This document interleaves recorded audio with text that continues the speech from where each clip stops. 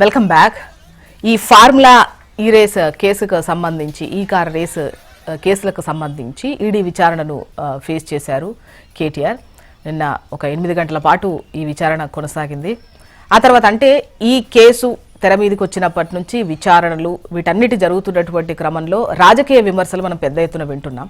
ఇది రాజకీయ కక్ష అని వాళ్ళు, అట్ ద సేమ్ టైం తప్పు చేశారు కాబట్టి తప్పించుకోలేరు అని వీళ్ళు. మొత్తానికైతే ఒక విధంగా చెప్పాలంటే ఇన్వెస్టిగేషన్ ఇవన్నీ ఒకవైపు వెళ్తున్నటువంటి క్రమంలో రాజకీయ వేడెక్కువగా అవుతున్నటువంటిది అయితే మనకు క్లియర్గా కనిపిస్తోంది. ఒకవైపు పక్కదారి పట్టించేటువంటి అంటే పాలనకు సంబంధించినటువంటి అంశాలను దృష్టి మరల్చేందుకే ఈ కేసు తెర మీదకి తీసుకొచ్చారు అని వాళ్ళు. సో అంటే అధికారంలో ఉన్నప్పుడు ఒక వాయిస్ వినిపిస్తుంది. ఇది ఈ కేసుకు సంబంధించో లేదా గత 2-3 కేసులను లేదా తెలంగాణకు సంబంధించినటువంటి 1-2 కేసులకు సంబంధించింది కాదు, ఓవరాల్గా చూసినప్పుడు కూడా ముఖ్యంగా అధికార పక్షంలో ఉన్నప్పుడు ఇన్వెస్టిగేషన్ ఏజెన్సీస్కు సంబంధించి ఒక వాయిస్ ఉంటుంది, ప్రతిపక్షంలోకి వచ్చాక మరో వాయిస్ ఉంటుంది. అసలు నిజంగానే ఇన్వెస్టిగేషన్ ఏజెన్సీస్ అధికార పక్షానికి ఏమంటారు తొత్తుగా అలా ఉంటున్నాయా అనేది చర్చించుకోవాల్సినటువంటి అంశం. మాట్లాడదాం. గెస్టులు కూడా రెడీగా ఉన్నారు. బీజేపీ నుంచి డాక్టర్ నరేష్ గారు, నమస్తే అండి, welcome to the debate. BRS నుంచి డాక్టర్ దత్తాత్రేయ గారు, నమస్తే అండి, welcome to the debate. Dattatreya గారు, మీరే చెప్పాలి. ఇందులో ఏం లేదు, అసలు ఈ కేసుకు పెద్ద ఇష్యూనే కాదు, కావాలని ఈ ఇన్వెస్టిగేట్ చేయడం కావచ్చు, ఏదో ఇరికించే ప్రయత్నం కావచ్చు, జైలుకి వెళ్ళి పంపించాలి, అసలు ఏం లేకపోతే జైలుకి వెళ్ళి పంపించేంత సీన్ ఉండదు, ఎందుకంటే కోర్టులు ఉన్నాయి, ఇవన్నీ ఉన్నాయి, తేల్చుకోవచ్చు మీరు. సో గతంలో కూడా మీరు అధికారంలో ఉన్నప్పుడు వ్యవస్థలకు సంబంధించి ప్రతిపక్షాలు పెద్ద ఎత్తున మీపై విమర్శలు చేశాయి, ఇప్పుడు మీరు చేస్తున్నారు. నిజంగా అది మీకు వర్కౌట్ అయిందా లాస్ట్ టైం? మేడం, ఇప్పుడు గుడ్ మార్నింగ్ టు ఆల్ అండి, హెచ్ఎంటీవీ ప్రేక్షకులకు, ప్యానల్ ఉన్న పెద్దలకు. మీకు తెలంగాణ రాష్ట్రంలో గతంలో కేసీఆర్ ప్రభుత్వంలో ఇప్పుడు రేవంత్ రెడ్డి ప్రభుత్వాన్ని పోల్చుకున్నప్పుడు ఇది కేటీఆర్ గారి మీద ఏదైతే అభియోగం మోపాలనేటువంటి ప్రయత్నం చేస్తా ఉన్నారు, వాస్తవానికి ఇది ఇందులో నిజంగా చెప్పాలంటే కొండని దవ్వి వెలుకని కాదు కదా, ఎంట్రుకను కూడా పట్టుకోలేనటువంటి పరిస్థితి. ఎందుకంటే ఇది త్రైపాక్షిక ఒప్పందం, రాష్ట్ర ప్రభుత్వానికి ఎఫ్ఈఓకు ఏఎస్ నేషనల్ సంస్థకు జరిగినటువంటి ఒప్పందం. దాంట్లో తెల్ల పేపర్ మీద నల్ల రాతలు రాసినట్టుగా కుండబద్దలు కొట్టే క్లియర్ గా ఉంది, ఎవరెవరి మధ్య ఏం జరిగింది, ఎందుకు ఒప్పందం జరిగింది, ఎంత డబ్బు మనీ ట్రాన్సాక్షన్ జరిగింది, ప్రతిదీ క్లియర్ గా ఉంది. కేటీఆర్ గారి అకౌంట్ లోకో లేకపోతే మా పార్టీకి సంబంధించిన పెద్దల అకౌంట్ లోకో ఎవరి అకౌంట్ లోకి వెళ్ళింది ఏం లేదు అది. సో ఇక్కడ ఏంటంటే మీరు గతంలో ప్రభుత్వాలు ప్రతిపక్షాల మీద మీరు అధికారంలో ఉన్నప్పుడు ఇదే విధంగా వ్యవహరించారు కదా, ఇప్పుడు వాళ్ళు చేస్తున్నారు కదా అంటా ఉన్నారు కదా. గతంలో రేవంత్ రెడ్డి గారు కేసీఆర్ గారి తొలి ప్రభుత్వానికి కూల్చడానికి రెడ్ హ్యాండెడ్ గా 50 లక్షల రూపాయలతో దొరికిపోయిన మాట వాస్తవం. కేటీఆర్ గారు కానీ కేసీఆర్ గారు కానీ వాళ్ళ కుటుంబానికి సంబంధించిన ఎవరైనా అట్లా రెడ్ హ్యాండెడ్ గా తెలంగాణ సమాజాన్ని కానీ ప్రజలను కానీ అబాసు పాలు చేసే కార్యక్రమాల్లో పాల్గొన్నారా? అక్కడ విచారణ సంస్థలు ఇవే చేసినాయి, ఇక్కడ విచారణ సంస్థలు ఇవే చేసినాయి. దౌర్భాగ్యమైనటువంటి పరిస్థితి ఏంటంటే 6 గ్యారెంటీలు 13 హామీలను అమలు చేయడం చేతగాక ఇక నాకు ఆడదాకా మధ్యలో కరెక్ట్ గా లేదనేటువంటి చందంలాగా ప్రభుత్వం రోజుకొక వేషం ఇస్తా ఉంది. నిజంగా చెప్పాలంటే అడ్డరకాన్ బుడ్డరకాన్ ఉద్దరకాన్ వేషాలు ఉన్నాయి. ఎంత ఉద్దర నాటకాలు అంటే ఇవన్నీ. తెలంగాణ ప్రజలకు బాకీ పడ్డ సొమ్ము, నిరుద్యోగులకు ఇస్తాన నిరుద్యోగ భృతి ఏమైంది, ఒంటరి మహిళలకు ఇస్తాన ఈ డబ్బులు ఏమైనాయి, ఇవన్నీ అంశాలను ఎప్పటికప్పుడు ఎండగడతా ఉన్నాం. అల్లుడికి ఫార్మా కంపెనీ ఇస్తా అంటే అడ్డుపడుతుంది, అది క్యాన్సిల్ అయిపోయా. బామ్మర్ది సూర్య జయపాలరెడ్డికి అమృత నిధులు ఇస్తుంటే కేటీఆర్ గారు బలంగా ప్రశ్నిస్తే అది చెల్లుబాటు కాకపోయా, అది చీకటి ఒప్పందం క్యాన్సిల్ అయిపోయింది. అట్లాగే రాఘవ కన్స్ట్రక్షన్ కు కానీ లేకపోతే మెగా కన్స్ట్రక్షన్ కానీ ఇస్తున్న నిధుల పైన మేము ప్రశ్నిస్తూనే ఉన్నాం. ఎట్లిస్తున్నాం, అప్పుడు మేము చేసినప్పుడు ఏమో తప్పంటివి, మరి ఇప్పుడు నువ్వు చేస్తుంది ఏంటని చెప్పి ప్రశ్నిస్తుంటే ఇవాళ ముఖం ఎక్కడ పెట్టుకోవాలో ముఖ్యమంత్రి గారికి అర్థమైతలేదు. మేము ఏమంటున్నామంటే నిజంగానే కేటీఆర్ అనేటువంటి వ్యక్తి ఈ ఫార్ములా రేసు విషయంలో ఎక్కడైనా తప్పు చేసి ఉంటే నేను ఏ శిక్షకైనా సిద్ధమే, ఏ టెస్ట్ కైనా సిద్ధమే, నీ ఇంటి దగ్గర కూర్చుందామా లేకపోతే అసెంబ్లీలో మాట్లాడదామంటే తప్పించుకున్నాం. అంతే, నిండు అసెంబ్లీలో మాట్లాడదామయ్యా, చర్చిద్దాం తెలంగాణ ప్రభుత్వం మీద లేకపోతే మా మీద, ముఖ్యంగా రాజకీయ కక్షతోని ఈ కేసుని ఎన్ని రోజులు ఎండగడతో ప్రజలకు తెట్టతిల్లం చేద్దాం నాడు. నా దగ్గర అన్ని పేపర్లోనే నాడు కేంద్ర మంత్రులు పాల్గొన్నారు, నితిన్ గడ్కరీ కావచ్చు, ఠాకూర్ కావచ్చు, వీళ్ళందరూ పాల్గొన్నారు. అక్కడ పాల్గొనేటువంటి దాంట్లో సినిమా ఇండస్ట్రీలో కానీ క్రికెట్ లో కానీ సంబంధించిన పెద్ద పెద్ద నాయకులు వచ్చి పాల్గొన్నారు. ఆ ఒప్పందం కానీ ఆ సంస్థ కానీ జరిగినటువంటి ట్రాన్సాక్షన్స్ విషయంలో నీకు ఏదన్నా దొరికితే, ఆధారం దొరికితే నిరూపించుకో. నా మీద నువ్వు కక్ష సాధించాలనుకుంటే గిట్ల బద్నాం చేయకు, అవినీతి మార్కలు అంటించకు. మాకు నీకు అలవాటు అవినీతి చేయడం, దొరికిపోవడం. నువ్వు కూడా కేసు విచారణలో ఉన్నటువంటి వ్యక్తి, నువ్వు కూడా బెయిల్ మీదనే వాళ్ళ ముఖ్యమంత్రి కొనసాగుతా ఉన్నావు తప్ప నువ్వు పెద్ద ఒరిగింది ఏం లేదు. నీకు అవినీతి చేయడం కానీ వీటి మీద వెన్నతో పెట్టిన విద్య, మాకు అలాంటివి ఏం లేదు. మేము తెలంగాణలో నిక్కచ్చిగా కంకణం కట్టుకుని తెలంగాణ అభివృద్ధి కోసం ఆహర్నిశలు కష్టపడడం, హైదరాబాద్ బ్రాండ్ ఇమేజ్ ని పెంచినాం. కళ్ళ ముందర కనిపించింది కదా. దత్తాత్రేయ గారు, ఇప్పుడు పార్టీతో సంబంధం లేకుండా ముఖ్యంగా ఈ విచారణ ఏజెన్సీస్ ఏవైతే ఉంటాయో అధికార పక్షం చెప్పినట్టే నడుచుకుంటాయా? దేశంలో ఉన్నటువంటి ఒకటే అంశం మేడం, ఇప్పుడు కేంద్రంలో నరేంద్ర మోడీ గారు అధికారాన్ని కాపాడుకోవడం కోసం విశూలాలైనటువంటి ఈ 3 సంస్థలను, ఈడీ కావచ్చు, ఐటీ కావచ్చు, సిబిఐ లాంటి సంస్థలను ఎట్లా వాడుకొని మిగతా ప్రాంతీయ పార్టీల అధికారంలో ఉన్న రాష్ట్రాలను ఎట్లా కూలుస్తున్నాడో దేశం మొత్తం చూస్తుంది. సో ఇక్కడ ఉన్న వాళ్ళు కూడా ఎట్లా చేస్తున్నారో చూస్తా ఉన్నాం. నేనేమంటే అధికార దుర్వినియోగానికి, రాజ్యాంగాన్ని అబాసు పాలు చేసేటువంటి విధానాలకు ఇవాళ నాంది పలికింది. ఇవాళ బడేబాయ్ చోటేబాయ్ ఇద్దరు కూడా అలై బలై అన్నారు కాబట్టి ఇంత త్వరగా ఇంత వేగంగా అసలు ఆధారాలు లేని కేసులో కూడా ఈడీ ఎందుకు వచ్చింది? ఇవాళ తెలంగాణ రాష్ట్రంలో ప్రజలందరి మధ్యలో మెదులుతున్న ప్రశ్న ఏంటంటే, ఏసీబీని పంపించిండంటే సరే, రేవంత్ రెడ్డి అధికారంలో ఉన్నాడు, అధికార దుర్వినియోగానికి పాల్పడుతూ ఏం చేయాలో అర్థం కాక కేటీఆర్ మీద ఎట్లైనా బద్నాం చేయాలని చెప్పేసి ఇదొక ఏసీబీని పంపించి విచారణ జరిపిండు. 7 గంటలు 82 ప్రశ్నలు అడిగినా కూడా ఏం తేల్చలేకపోయినారు, అధికారులే విస్తుపోయినరు. మళ్ళీ ఈడీని పంపించారు. ఇప్పుడు ఇక్కడ విదేశీ కరెన్సీ లెక్కలన్నీ వచ్చినప్పుడు ఈడీ ఎంటర్ అవ్వదా, ఎన్ఫోర్స్మెంట్ ఎంటర్ అవ్వదా? ఎగ్జాక్ట్లీ, మీరు అన్నది చాలా మంచి ప్రశ్ననే. ఈడీ ఖచ్చితంగా రావాల్సిందే, గానీ ఈడీకి రాష్ట్ర ప్రభుత్వం వినతి పత్రం ఇచ్చింది. అయ్యా మేము ఇన్వెస్టిగేషన్ చేసినటువంటి సంస్థ ఏం తేల్చలేకపోతుంది, మీరైనా ఏమైనా తేల్చండి అంటే వాళ్ళు కూడా కొండను తవ్వి ఎలకను పట్టుకున్నట్టుగా ఏం తేల్చలేకపోతున్నారు. నిజంగా చెప్తున్నా జ్యోత్స్నా మేడం, ఇప్పుడు నరేష్ అన్నాడు, మీరున్నారు, నేనున్నా, ముగ్గురి మధ్య కూర్చొని రాసుకున్నటువంటి ఒప్పందం. అట్లాగే రాష్ట్ర ప్రభుత్వానికి, ఎఫ్ఈఓకు, ఇక్కడ ఉన్నటువంటి ఏస్నెస్ట్ సంస్థకు మధ్య జరిగినటువంటి ఒప్పందము ఎంఓయూలో క్లియర్ గా రాసింది, ఎవరికి ఎంత ట్రాన్సాక్షన్ చేస్తామో. 2వ ఫేజ్, ఇప్పుడు 10th ఫేజ్ అంటే 9th ఫేజ్ మొన్న మనం నిర్వహించిన మొదటి సంవత్సరంలో మా ప్రభుత్వంలో, కేటీఆర్ గారి ప్రభుత్వంలో నిర్వహించిన 9వ వర్షానికి సంబంధించినటువంటి ఆ ఈరియస్ ఫార్ములా అద్భుతంగా సక్సెస్ అయింది. దానివల్ల రాష్ట్రానికి దాదాపు 700 కోట్ల లాభం జరిగింది. ఈ వీళ్ళు ఇప్పుడు ఏం చేయాలా? 2వది నిర్వహించాలా? వీళ్ళకి చేతగాక, మాట్లాడలేక దీన్ని క్యాన్సల్ చేసి మా మీద ఒక అవినీతి మార్క్ అంటియాలని, దీన్ని క్యాన్సల్ చేయడం వల్ల రేవంత్ రెడ్డి వచ్చిన లాభం ఏందో మాకు అర్థం కాలే. కానీ తెలంగాణ ప్రజలకు తీరని అన్యాయం జరిగింది. ప్రపంచ స్థాయి సంస్థను తీసుకొచ్చి ఇక్కడ హైదరాబాద్ ని ఒక ఎలక్ట్రానిక్ వాహనాల హబ్కు కేంద్రంగా మార్చాలి. ఒకసారి నరేష్ గారి వర్షన్ తీసుకుందాం ఈ కేసుకు సంబంధించి, విచారణకు సంబంధించి. నరేష్ గారు,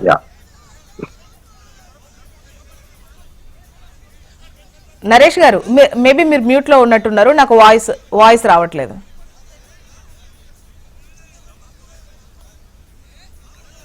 నరేష్ గారు, హలో మేడం. ఇప్పుడు వాయిస్ వినిపిస్తోంది, మాట్లాడండి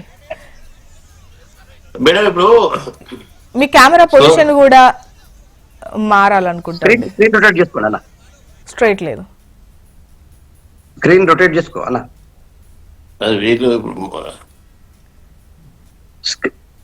ఓకేనా మేడం? లేదు, మీరు స్క్రీన్ లాక్ పెట్టి అప్పుడు మీరు పెట్టుకుంటే ఏమైనా వర్కౌట్ అవుతుందేమో. ఓకే,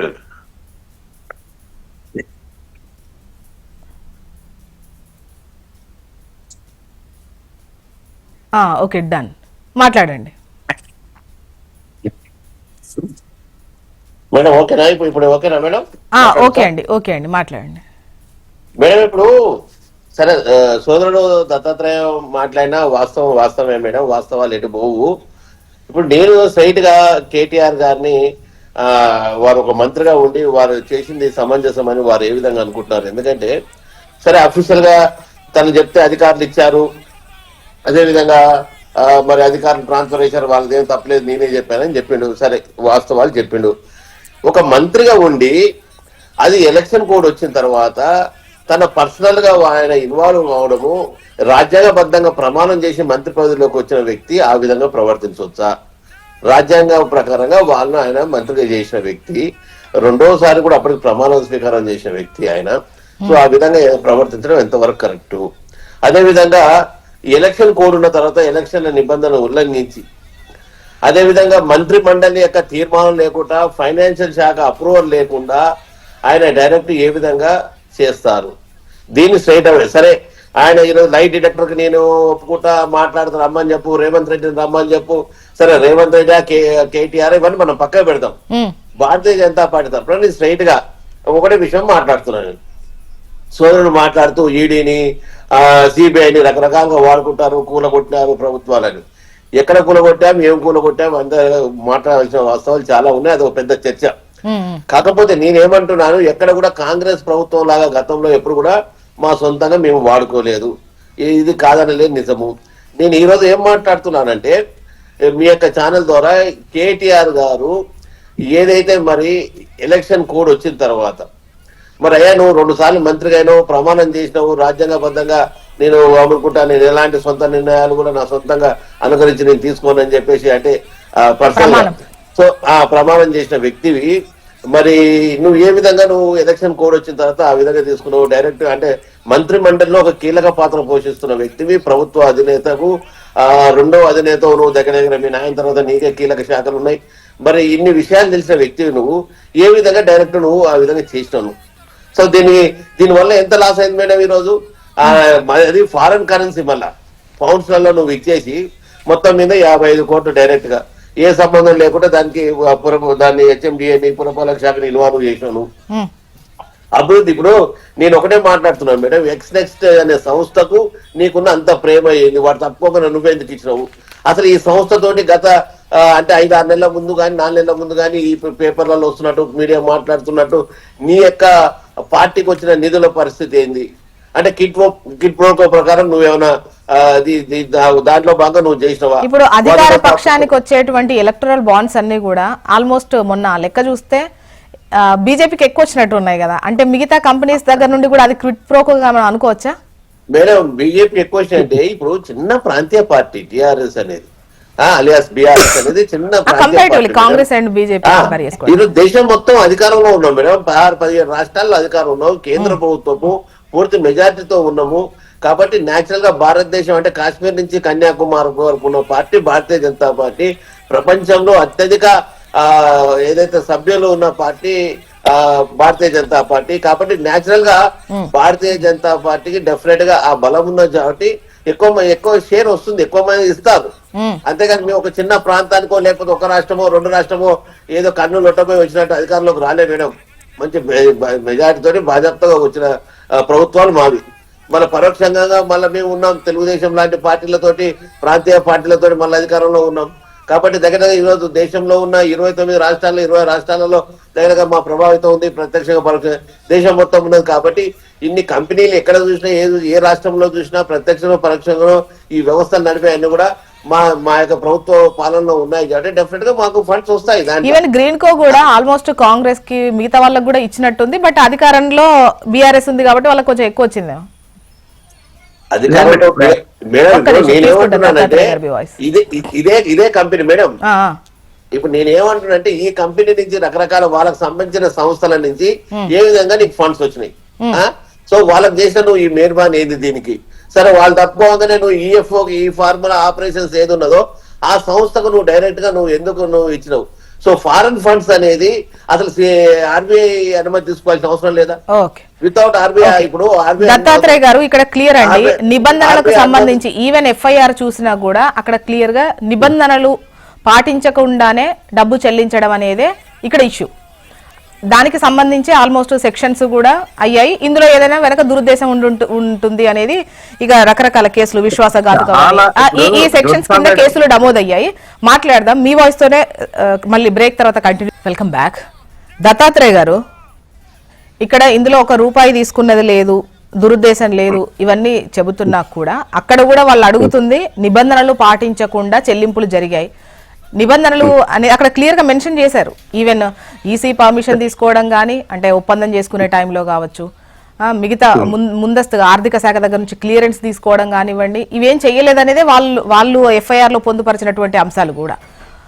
సో ఇవన్నీ చేశారు అంటే దీని వెనక ఏదో ఉంది మతలబ్ అనేదే వాళ్ళు డౌట్ పడుతున్నారు మీ మీద. మేడం ఇక్కడ చాలా అంటే తెలంగాణ ప్రజలు చాలా మంది చదువుకున్న వాళ్ళందరూ నవ్వుకుంటా ఉన్న విషయం ఏంటంటే, జరిగినటువంటి ఒప్పందం 55 కోట్లకు. ఆ 55 కోట్లలో ఒకటి విదేశీ సంస్థ. ఇప్పుడు ఎఫ్ఈఓ అనేటువంటిది ప్రపంచ స్థాయి వరల్డ్ వైడ్ ఆర్గనైజేషన్. అది ఆ సంస్థకు నిధులు పంపించేటప్పుడు మనము రాష్ట్రంలో ఉన్నటువంటి రూపీ రూపంలో, దేశంలో ఉన్నటువంటి రూపీ రూపంలో పంపలేం కదా. కాబట్టి ఆ సంస్థకు ఒప్పందం ఎప్పుడు జరిగింది? ఫర్ యువర్ కైండ్ ఇన్ఫర్మేషన్ 2020లో జరిగింది. 2020లో జరిగిన ఒప్పందం 2022లో అమల్లోకి వచ్చింది. 2022లో జరిగినట్టు ఒప్పందం ప్రకారమే నిధులు ఆల్రెడీ ఆర్బీఐకి కావచ్చు లేకపోతే మిగతా సంస్థలకు కావచ్చు ప్రీవియస్ ఫస్ట్ టర్మ్ ఈ రేస్ జరిగినప్పుడే ఈ సంస్థకు జరిగినట్టు ఒప్పందం జరిగింది. అయితే ఆల్ ఆఫ్ సడన్ గా గ్రీన్ కో అనేటువంటిది తప్పుకోవడం వల్ల సార్ మాకు మీరు ఇచ్చినటువంటి ఒప్పందం ప్రకారం మాకు స్పాన్సర్షిప్ అనేటువంటిది ప్రోగ్రెస్ జరగలేదు, నెల్సన్ చెప్పింది. అయితే జరగలేదు కాబట్టి మేము తప్పుకుంటున్నాం సార్ అంటే ఇట్స్ ఓకే, మీరు ఇప్పుడు ఆల్ ఆఫ్ సడన్ గా చెప్పారు కాబట్టి మేము ఇమీడియట్ గా ఇంకో సంస్థను వెతుకోవాల్సి వచ్చిందని చెప్పేసి ఏస్ నెక్స్ట్ అనేటువంటి సంస్థతో ఒప్పందం జరిగింది. అయితే ఏస్ నెక్స్ట్ అనేటువంటి సంస్థతో కూడా ఒప్పంద పత్రాలు చాలా క్లియర్ గా ఎఫ్ఈఓ అంటే ఏదైతే ఫార్ములా ఈ ఆర్గనైజేషన్ అనేటువంటిదో వారికి అనుకూలంగానే అనుబంధంగానే వాళ్ళతో ఒప్పందం ప్రకారం వాళ్ళు అంగీకరించిన తర్వాత ఈ ఒప్పందం జరిగింది. ఇక్కడ మీరు మేము ఒకటండి ఎస్ నెక్స్ట్ జెన్ అనేది స్పాన్సర్ కి ఎఫ్ఈఓ కు మధ్య విభేదాలు రావడం, ఆ స్పాన్సర్ తప్పుకోవడం, ఆ తర్వాత హెచ్ఎండిఏనే ప్రమోటర్ గా at the same time host సిటీగా ఉండాలి అని చెప్పేసి ఆ తర్వాత అంటే పురపాలక శాఖ డిసైడ్ చేసినటువంటి విషయాన్ని ఆ తర్వాత ప్రొసీడింగ్ ఇవ్వడాలు, మంత్రి ఆమోదం తెలపడాలు, దానికి తగ్గ నిధులు చెల్లించాలి అంటే నిధులు చెల్లించాలి. ఇదే లైన్.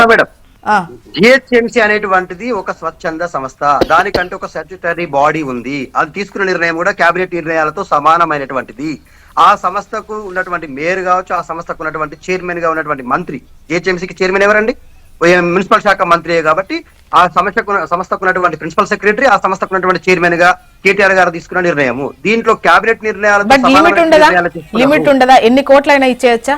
ఎన్ని కోట్లు అండి తీసుకుంది జిహెచ్ఎంసీ సంస్థ?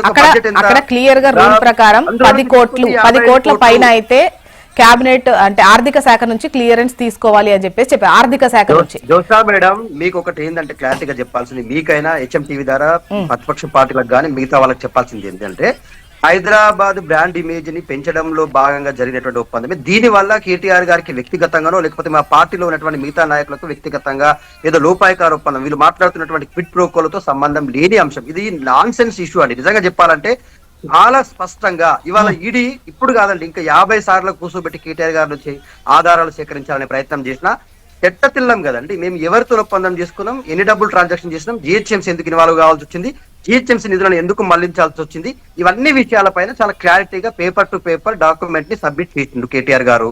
వాళ్ళు 100 ప్రశ్నలు కాకుండా 1000 ప్రశ్నలు అడిగినప్పుడు ఒకే రకమైన సమాధానం వస్తుంది.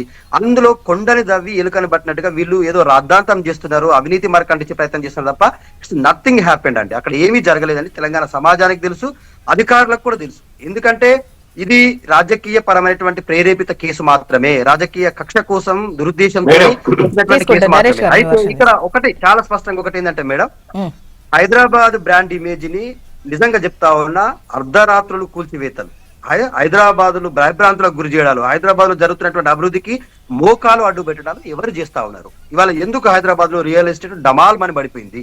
ఎందుకు పేద ప్రజలు గూడు లేని పక్షులు అవుతా ఉన్నారు?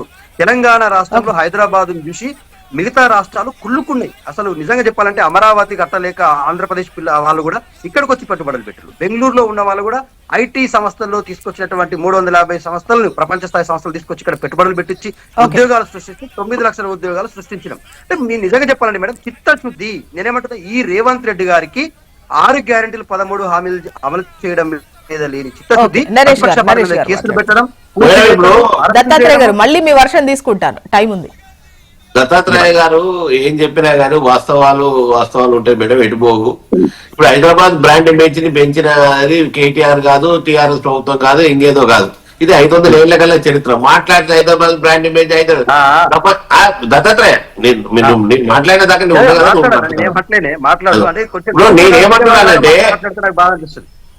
నేనేమంటున్నా అంటే హైదరాబాద్ చరిత్ర ఇప్పుడు ఇంతకుముందు తెలంగాణ ఉద్యమం జరిగేటప్పుడు కూడా చాలా మంది సీమాంధ్ర పాలకులు మేము పోతే హైదరాబాద్ ఇమేజ్ పోతుంది, హైదరాబాద్ డౌన్ అయిపోతుంది. హైదరాబాద్ డౌన్ గానికి, హైదరాబాద్ పోనీకి కాదు. ఇది హిస్టారికల్ ప్లేస్, ఎప్పటించో డెవలప్ అయింది. ఈ వాతావరణము, ఈ పరిస్థితి మీరు ఇప్పుడు చూస్తున్నారు. వాళ్ళకి ఎంత ఇబ్బంది అవుతుంది. వాళ్ళు 3 రాజధానులు అని చెప్పేసి రకరకాలుగా వాళ్ళు ఎక్కడ పెట్టుకోవాలో కూడా అనుచితి ఈ రోజు కూడా. కాబట్టి ఈ పరిస్థితులలో ఈ రోజు అమరావతి, సరే చంద్రబాబు నాయుడు వచ్చిన అమరావతి, ఇది ఎన్ని రోజులు అవుతావు, మళ్ళీ వైఎస్ జగన్ వస్తే మళ్ళీ ఆయన ఏం చేస్తున్నాడు, ఇంత కన్ఫ్యూజన్స్ లో ఉన్నారు. కానీ హైదరాబాద్ దేశంలోనే ఒక ఫేమస్ సిటీ. ఈ రోజు బెంగళూరు ఇవన్నిటికంటే ఈ రోజు మంచి వాతావరణం కలిగిన సిటీ ఈ రోజు.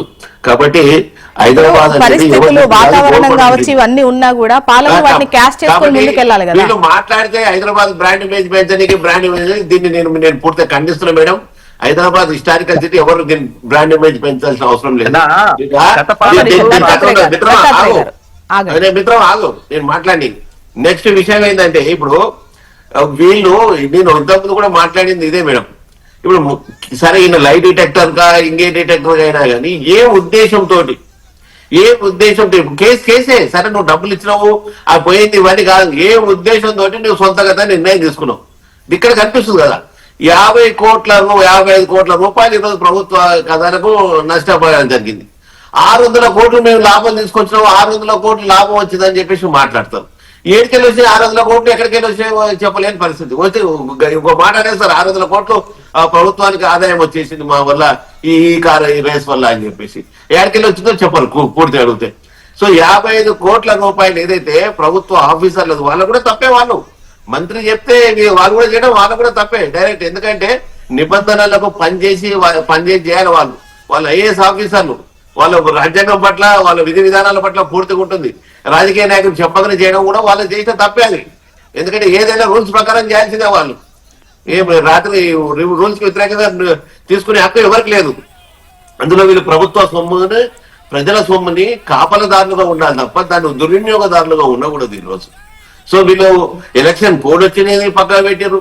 సో ఏదైతే క్యాబినెట్ నిర్ణయాన్ని తీసుకోలేదు, ఫైనాన్షియల్ అప్రూవల్ తీసుకోలేదు, ఇష్టం ఉన్నట్టు రాసేసి అది ఫారెన్ అమౌంట్ లో ఆర్బీఐ యొక్క అనుమతి తీసుకోలేదు. ఈ రోజు ఇచ్చిన ఈ 45 కోట్లకు మళ్ళీ ఒక 9 కోట్లు యాడ్ అయ్యి మొత్తం మీద 54-55 కోట్లు, ఈ 46-55 కోట్ల రూపాయలు ఈ రోజు దుర్వినియోగం చేసింది. మన నిధులని అంటే నరేష్ గారు వాళ్ళు అంటున్నారు హ్యాండ్ టు హ్యాండ్ ఇచ్చింది ఏం లేదు కదా, టోటల్ గా బ్యాంకు నుంచి వెళ్ళినటువంటి అమౌంట్ క్లియరెన్స్ అంతా కూడా బ్యాంకు నుంచే వెళ్ళినప్పుడు బ్యాంకు దగ్గర లెక్క ఉంటుంది, దానికి ఐటీ కడతారు కదా. ఎగ్జాక్ట్లీ మీరు మాట్లాడేది వాళ్ళు చెప్పేది అదే. అసలు ఈ 55 కోట్ల రూపాయలు దుర్వినియోగం చేసి హక్కు నీకెవరిచ్చిరు? ఏ కారణం చేత నువ్వు డైరెక్ట్ మళ్ళీ ఇచ్చావు? అసలు రూల్స్ అవి అంగీకరించినప్పుడు ఎలాంటి పర్మిషన్స్ లేనప్పుడు నువ్వు ఏ విధంగా నువ్వు మళ్ళీ ఇచ్చినావు? నేను స్ట్రైట్ గా అడుగుతున్నా, నీకు హక్కే లేదు, నువ్వు మంత్రిమండలి తీర్మానం చేయలేదు, ఎలక్షన్ కోడ్ ఉంది, ఎలక్షన్ కోడ్ తర్వాత ఎలక్షన్ కోడ్ ను ఉల్లంఘించడం చాలా పెద్ద కేసు, అది చాలా పెద్ద నేరం అది ఎలక్షన్ కోడ్ అనేది ఉల్లంఘించడం. సో ఎలక్షన్ బాధ్యత ఈడీ దర్యాప్తు చేస్తుంది, ఎందుకంటే ఎలక్షన్ కోడ్ ను వైలేట్ చేసినావు. సో నువ్వు ఎలక్షన్ కోడ్ ని దుర్వినియోగం చేసినావు, నువ్వు నీ సొంత నిర్ణయాలు తీసుకొని నీ ఇమేజ్ కోసం నువ్వు అది చేసినావు. అందుకని తెలంగాణ ఇమేజ్ ఇప్పుడు తెలంగాణ ఇమేజ్ సరే ఈ ఫార్ములా కేసు రాయడం తెలంగాణ ఇమేజ్ ఏమైనా తగ్గిందా? సో నీకు ఎవరిచ్చిన ఈ రైతు? కాబట్టి ప్రభుత్వం యొక్క సొమ్ముని నువ్వు దుర్వినియోగం చేసావు కాబట్టి నీకు శిక్షారుడివే, నువ్వు శిక్ష పడాల్సిందే. దత్తాత్రేయ గారు మీ వాయిస్ తీసుకుంటా, బ్రేక్ తర్వాత మీ వాయిస్ తీసుకుంటా, please take a break. Welcome back. Dattatreya గారు చెప్పండి, ఇంతకుముందు నరేష్ గారు మాట్లాడితే మీరు ఇంటరప్ట్ చేయబోతుంటే ఆపాను కదా, ఏం చెప్దాం అనుకుంటున్నారు? నరేష్ అన్న గారు బీజేపీ పార్టీ నాయకులు అయినా కూడా ఇవాళ కాంగ్రెస్ పార్టీని వెనకేసుకొస్తున్నట్టుగా అనిపించింది. ఎందుకు అంటున్నామంటే ఆయనకు రాజ్యాంగం గురించి బాగా స్పష్టంగా తెలుసు. ఒక మంత్రికి, కేబినెట్ మంత్రికి ఏ రకమైనటువంటి అధికారాలు ఉంటాయి, కేబినెట్ మంత్రి ఎలాంటి నిర్ణయాలు తీసుకుంటాడు, తనకు సంబంధించినటువంటి సంస్థలు తన ఆధీనంలో ఉన్నటువంటి సంస్థ అయినటువంటి జిహెచ్ఎంసీకి బీయింగ్ చైర్మన్ గా హైదరాబాద్ ప్రతిష్టను బీఆర్ఎస్ పార్టీ పెంచిందా అని చెప్పి ఒక మాట వెగరసిగా మాట్లాడారు. ఇక్కడ ఏంటంటే మేడం, ఇప్పుడు గతంలో ఉన్నటువంటి ఉమ్మడి ఆంధ్రప్రదేశ్ లో హైదరాబాద్ ని వాళ్ళ అవసరాలకు డెవలప్ చేసుకున్నారు, వాళ్ళ అవసరాలకు వాడుతున్నారు.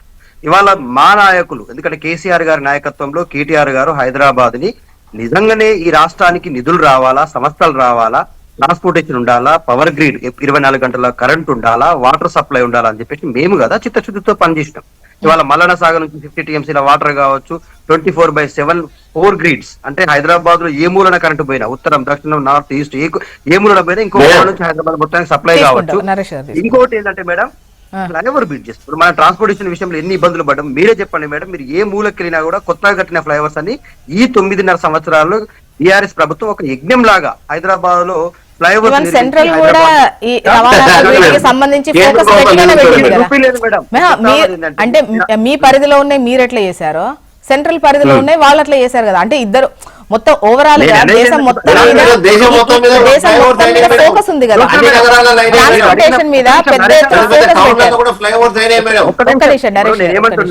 నరేష్ ఒక్క నిమిషం, ఇప్పుడు మీరు మాట్లాడుతున్నప్పుడు నేను మీకు సహకరించిన నేను మిమ్మల్ని అడుగుతున్నా దేశం మొత్తమే ట్రాన్స్పోర్ట్ మీద అన్ని రాష్ట్రాలు ఓవరాల్ గా సెంట్రల్ అంటే ఈవెన్ వెహికల్స్ కూడా జనాల దగ్గర వెహికల్స్ కూడా పెరిగాయి. ట్రాన్స్పోర్ట్ మీద ఫుల్ ఫోకస్ అయిపోయింది.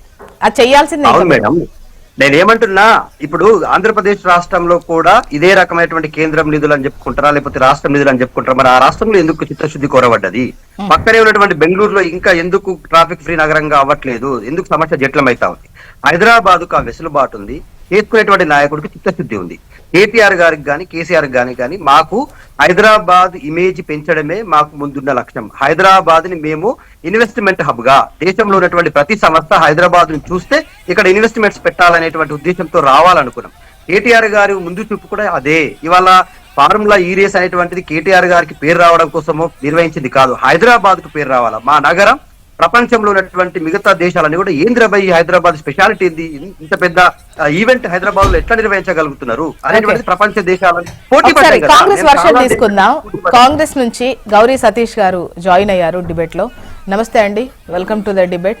ఏంటి అసలు అంటే ప్రతిష్టను పెంచే ఈ రేసును రద్దు చేస్తూ అంటే నిర్వహించలేక కావాలని ఈ కేసు ఒకటి తెరపైకి తీసుకొచ్చిందా? ఒకవైపు గత ప్రభుత్వం మేము బ్రాండ్ ఇమేజ్ పెంచడానికి ఎన్నో కార్యక్రమాలు చేస్తే ప్రస్తుత ప్రభుత్వం బ్రాండ్ ఇమేజ్ తీసేసే విధంగా, పోయే విధంగా పాలన చేస్తోంది అనేది వాళ్ళ క్వశ్చన్, వాళ్ళ విమర్శ.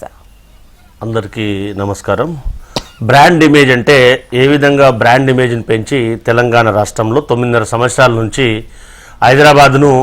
హైదరాబాద్లో ఉన్నటువంటి చెరువులను కానీ, ఎఫ్టీఎల్ ప్రాంతాన్ని కానీ, లేదంటే ఐరేజన్ బెల్లిని కానీ ఎంకరేజ్ చేయడం వల్ల హైదరాబాద్కి ఎలాంటి నష్టం జరిగిందో, కనీసం వర్షాలు పడితే ప్రకృతి కనుక వికటిస్తే ఎలాంటి నష్టం జరిగిందో హైదరాబాద్లో ప్రత్యక్షంగా చూడడం అనేది జరిగింది. వారు అభివృద్ధి ఏ విధంగా చేశారో మనం ప్రత్యక్షంగా 9.5 సంవత్సరాలుగా ప్రత్యక్షంగా చూడడం అనేది జరిగింది. అది మనం అందరం కూడా ఆస్వాదించడం. సో ఈ రేస్ ఫార్ములా అనేది, ఈ కార్ రేస్ ఫార్ములా అనేది వారు బ్రాండ్ ఇమేజ్ కోసం అంటున్నారు. బ్రాండ్ ఇమేజ్ కోసం నిర్వహించినట్టయితే కనీసం నిబంధనలు పాటించాలనే ఆలోచన మంత్రిగా నిర్వహించినటువంటి వారికి తెలియదా అనేది మనం ఒక్కసారి ఆత్మపరిశీలన చేసుకోవాలి. ఎందుకనంటే ఒక క్యాబినెట్ మంత్రిగా ఉన్నటువంటి వారు ఎలక్షన్ నోటిఫికేషన్ ఉన్నప్పుడు కనీసం క్యాబినెట్ సబ్ కమిటీ యొక్క అప్రూవల్ తీసుకోలేదు, ఆర్బీఐ పర్మిషన్ తీసుకోకుండా విదేశీ మార్గద్రవ్యంలో డబ్బులు పంపిణీ చేశారు. దాంతోపాటుగా ఏదైతే ఎఫ్ఆర్బిఎం నిబంధనలు పాటించకుండా ప్రజాధనాన్ని లూటీ చేయడం అంటే ఎంతవరకు సమంజసమో మనం అందరం కూడా ఒక్కసారి ఆలోచన చేయాలి. అవన్నీ మరిస్తే గతంలో వారు మాట్లాడినటువంటి మాటలేంది, తర్వాత వారు ఒక హైకోర్టుకి వెళ్ళిన తర్వాత వారు అప్పీల్ చేసిన విధానం ఏంది, తర్వాత సుప్రీంకోర్టుకి వెళ్ళడం ఏంది. వారు సచ్చీలుడే అయితే వారు హైదరాబాద్ ఇమేజ్ని పెంచడానికే ఏ అనా పైసా కూడా వారు డబ్బులు అందులో అవినీతికి పాల్పడినట్టయితే, వారు కడిగిన ముత్తమే అయితే ఇవన్నీ చేయవలసినటువంటి అవసరం ఏముంది? వారు ఫస్ట్ మాట్లాడినట్టు మాట, ఎస్ నేను జైలుకి వెళ్ళడానికి సిద్ధంగా ఉన్నా, నేను యోగా చేసుకుంటా, 4 డ్రెస్సులు తీసుకుంటా, నేను పాదయాత్ర చేస్తా, తెలంగాణ వ్యాప్తంగా చెప్పినటువంటి మాజీ మంత్రి గౌరవ కేటీఆర్ గారు. దాని తరువాత వారు మాట్లాడినటువంటి మాటల్లో ఒక్కసారి ఆలోచన చేయాలి. దాంతోపాటుగా నా పైన కేసు ఉంది, ఎదుటివారి పైన కేసు ఉంది, దాని లైవ్ డిటెక్టర్ ద్వారా టెస్ట్ చేయండి అంటే అర్థమైనటువంటి మాటలా కాదా? అవన్నీ మర్చి నీ పైన వచ్చినటువంటి ఆరోపణలకు నువ్వు వారు సమాధానం చెప్పకుండా ఎదుటి వారిపైన బురద జల్లే కార్యక్రమం చేసుకోవడం అనేది సమంజసమా? నిన్ను అడిగిన ప్రశ్న ఏంటి అని అంటే అది చెప్పకుండా పక్కోళ్ళు మంచోళ్ళు గారు మాట్లాడితే ఎవరైనా వివేకం ఉన్నటువంటి ఏ వ్యక్తి అయినా దీన్ని అంగీకరిస్తారని మనం ఒక్కసారి ఆలోచన చేయాలి. సో ఇవన్నీ మరిస్తే గతంలో హైదరాబాద్ ఇమేజ్ పెంచింది ఎవరు? హైదరాబాద్లో ఏ విధంగా రోడ్లు కానీ, ఫ్లైఓవర్ కానీ, మెట్రో కానీ తీసుకొచ్చింది ఎవరు? అందరూ తెలియదా? వాళ్ళు వచ్చిన తర్వాత ఏం చేశారో కూడా తెలియదా? అందరు తెలుసు కదా, తెలంగాణ సమాజానికి అందరు కూడా తెలుసు కదా, మా మిత్రుడు దత్తరయ్య కూడా తెలుసు కదా, మా మిత్రుడు నరేష్ గారు కూడా తెలుసు కదా. అవన్నీ మాట్లాడి వాస్తవాలు మాట్లాడకుండా అబద్ధాలు మాట్లాడితే ఎవరు ఏం చేస్తామండి? అది మంచి పద్ధతి కాదనేది కూడా వాస్తవాన్ని గ్రహించాలి. సరే,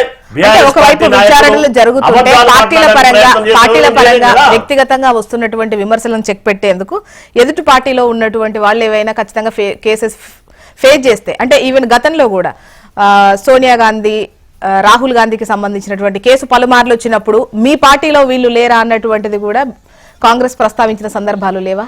ఇప్పుడు ఎప్పుడైతే ఈడీ అక్కడ ఎర్నాల్డ్ మన ఏదైతే నేషనల్ ఎర్నాల్డ్ కేసు పైన ఈడీ పిలిచినప్పుడు సోనియా గాంధీ గారిని, రాహుల్ గాంధీ గారిని పిలిచినప్పుడు సందర్భం వేరు.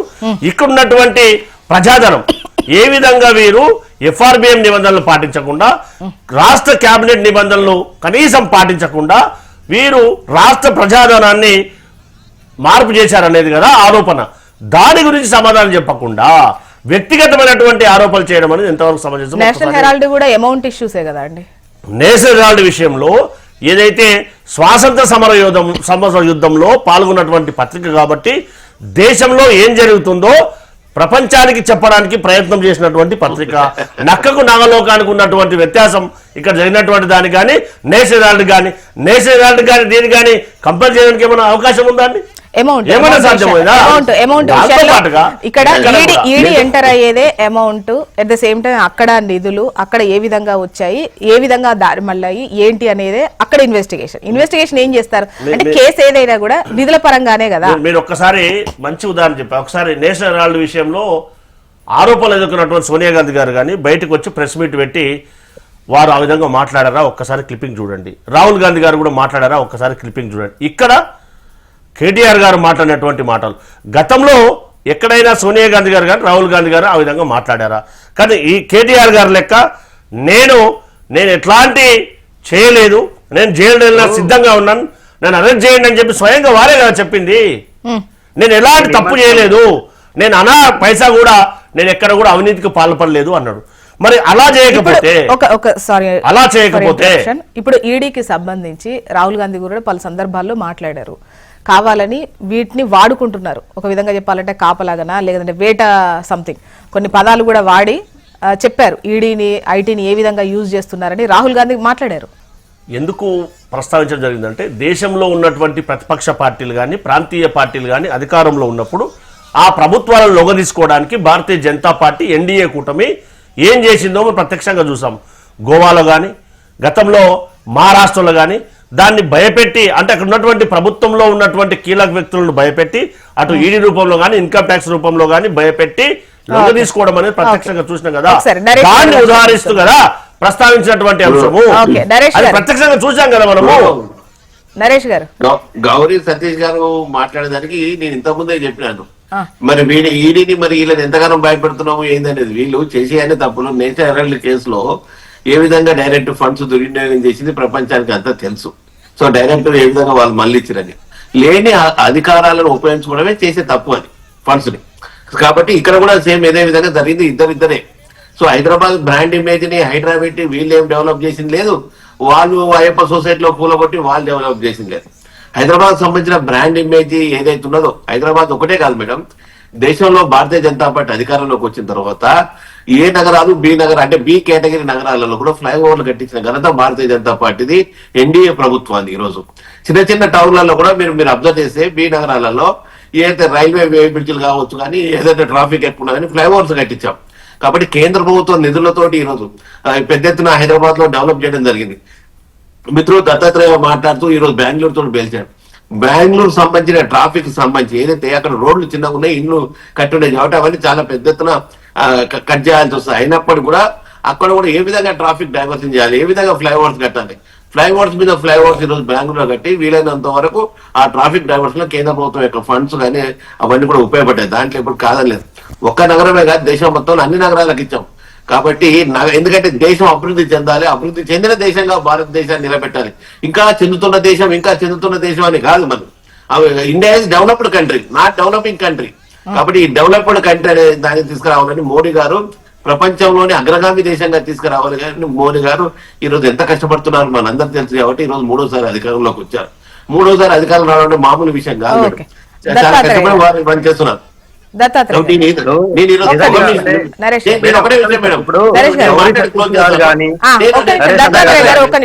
ఒక లైన్ లో క్లోజ్ చేయండి మీరు. నేను కాంగ్రెస్ కు వంట పడలేదు, ఇంకా భారతీయ జనతా పార్టీ స్ట్రైట్ గా మేము మాట్లాడుతాం. మాకు ఎవరు వంట పడాల్సిన అవసరం మాకు లేదు. కానీ కేటీఆర్ గారికి ఏ విధంగా ఒకటే స్ట్రైట్ గా అడుగుతున్నా, సరే నువ్వు స్ట్రైట్ కి నువ్వు ఇచ్చినావు చెప్పినావు ఫండ్స్ ట్రాన్స్ఫర్ అని అంత పారదర్శకంగానే కనిపిస్తుంది.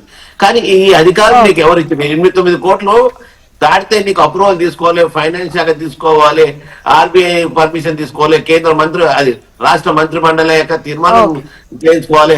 ఇవన్నీ కాదని ఎలక్షన్ కోడ్ను ఉల్లంఘించి తీసుకునే అధికారం ఎవరు ఇచ్చారు? ఇది కాదా దుర్వినియోగం అని మేడం. ఇప్పుడు కాంగ్రెస్ పార్టీ నాయకులు గౌరీ సతీష్ అన్న గారు మరి తెలిసి మాట్లాడుతున్నారు లేదు కానీ ఈ దేశంలో అవినీతికి పెట్టింది పేరు తల్లి లాంటి సంస్థ, మాతృత్వ లాంటి సంస్థ ఏదైనా ఉందంటే ఈ దేశంలో కాంగ్రెస్ పార్టీ.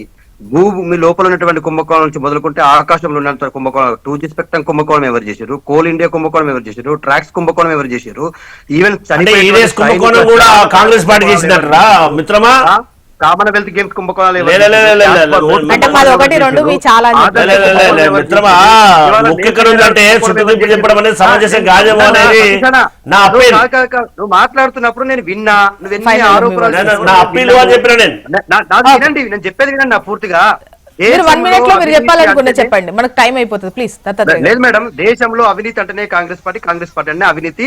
దేశం మొత్తానికి తెలుసు, ప్రపంచ స్థాయి సంస్థలు కూడా సిగ్గుపడే విధంగా నివేదికలు సమర్పించిన ఇప్పటికి కూడా ఆ పార్టీ అధ్యక్షురాలు సోనియా గాంధీ గారు బెయిల్ మీదనే బయట ఉన్నారు, రాహుల్ గాంధీ గారు బెయిల్ మీదనే బయట ఉన్నారు, రేపో మాపో రాబర్ట్ వాద్రా గారు కూడా జైలుకు పోయే పరిస్థితి ఉంది.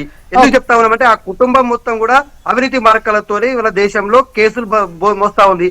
దానికి ఇవాళ అడ్రకాన్ బుడ్రకాన్ అయినటువంటి ఉద్రకాన్ ఏదైతే రేవంత్ రెడ్డి గారు ఉన్నారో ఆయన కూడా ఇవాళ అవినీతి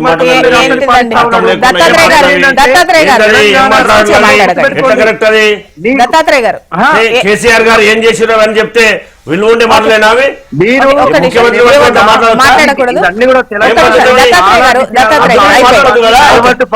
సతీష్ గారు తెలంగాణ సమాజాన్ని